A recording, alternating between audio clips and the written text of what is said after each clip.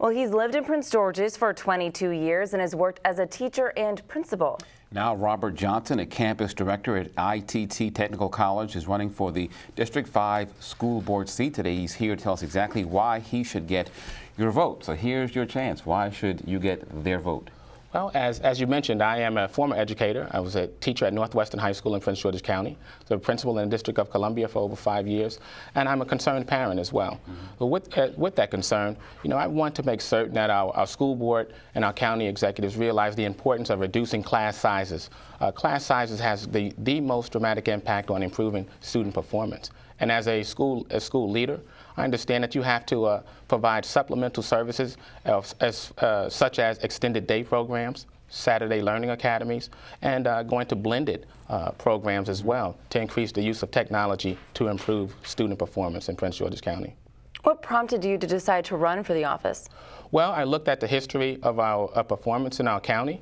We're currently ranked near the bottom. To be quite honest with you, we're ranked 22 out of 23 counties in the state. And we have too much academic intellect here in our county. We have a great financial base in Prince George's County. There's no reason why our school system should be at the bottom of the state as far as student performance. It's an outlier. And as a concerned parent, as a former educator, I feel that it's my mission and my goal to help change that.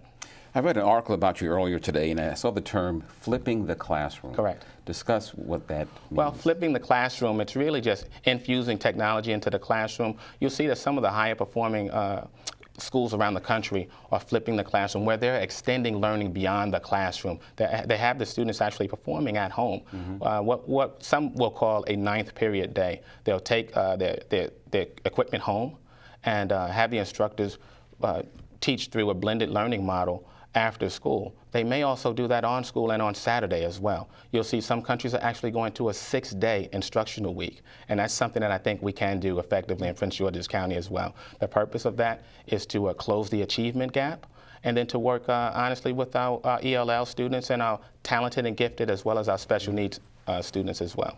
Now, you spent time in the classroom as a teacher. How would you go about addressing the needs of teachers?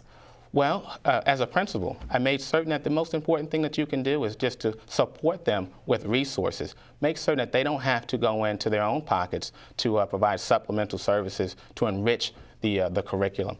Make certain that they have true planning periods where they can adequately plan for instruction in the classroom, provide strategic professional development and ongoing professional development for those instructors. Make certain that the curriculum is tied to performance outcomes and that our teachers are adequately trained. And you also believe that world language is very important in the classroom. Discuss the impact you think that would have on the learning process. Well, when we talk about world language, I like to think about it, let's move towards the way that the business community is moving. The two world languages that I feel that are most important right now is Mandarin and Arabic.